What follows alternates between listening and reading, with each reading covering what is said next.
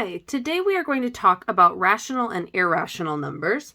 And you've actually encountered these before, but probably not even realized it. So rational numbers are numbers that can be written in the form P over Q, where P and Q are integers and Q does not equal 0. So basically what that means is numbers can be written as a fraction, an integer, a decimal, a finite decimal.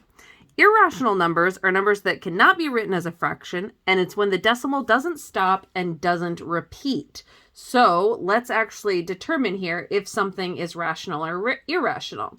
Here we have negative 15.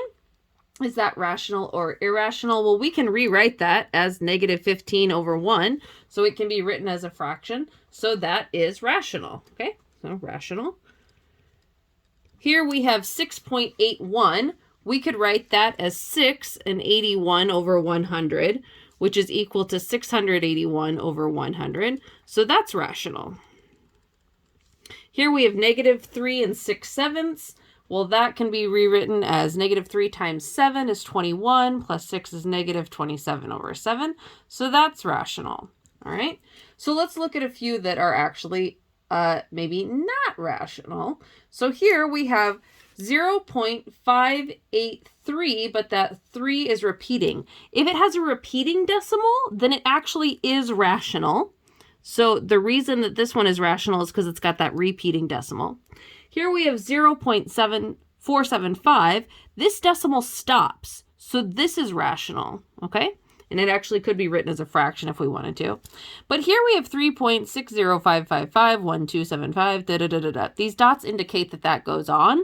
So because this repeats and doesn't stop, or this doesn't repeat, this just doesn't stop, it's actually irrational. All right.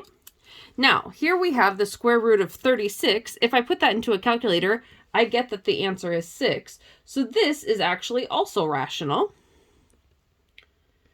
But if I take the square root of 44, it's not a perfect square. It's just some random decimal. So this is actually irrational. And here we have a diagram to tell you kind of the categories of numbers. So all numbers are real numbers. You can see that. And then all real numbers are either rational or irrational. And if it's rational, it's either an integer, which you remember would be like 0, 1, 2, 3, 4, whole, 1, 2, 3, 4, or counting, 1, 2, 3, 4. Actually, integers is negative 2, negative 1, Whole is 0, 1, 2, 3, 4. Counting is 1, 2, 3, 4. Okay? So no 0, 0, negatives. Rational, real. All right, let's keep on. Determine whether the following is a whole number, integer, rational number, irrational number, and real number. More than one may be used, so we can classify these. We have negative 7. We know that negative 7 is going to be a real number, okay? All numbers are real numbers. And is it rational or irrational? Well, we know that it's rational because it can be written as a fraction. It could be written as negative 7 over 1. And then is it an integer? Yes, it's an integer because it's negative, but it's not a whole number and it's not a counting number because actually they're not even asking about those, but because it's negative. Now, 14 over 5, we know that that's a real number, right? All numbers are real numbers. And we know it's rational because it's written as a fraction, but it's not necessarily an integer because it's actually a decimal. If I was to rewrite this, it would be a decimal or a mixed fraction.